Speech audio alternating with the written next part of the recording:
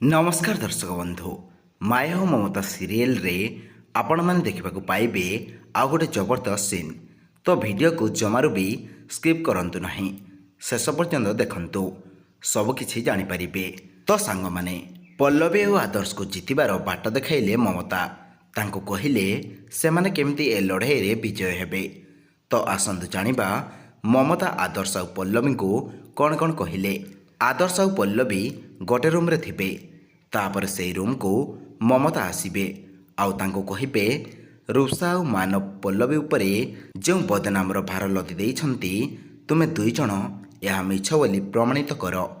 केवल शारीरिक भावे सांग होई रहिबा दरकार नाही, तुमे दुई जण मन भितर सांग होई एखाड़ी रुह, ताहले जाई तुम दुई जणकर जितिबार बाट हबो आउ सेमाने ए लड़ाई रे हारिबे। तो सांग माने ममता आदर्श और रुषा को जहाँ जहाँ कहले कौन ठीक कहिछंती कि? जदि हाँ कमेंट रे यस लिखंतु आउ वीडियो गोटे लाइक करि दियंतु।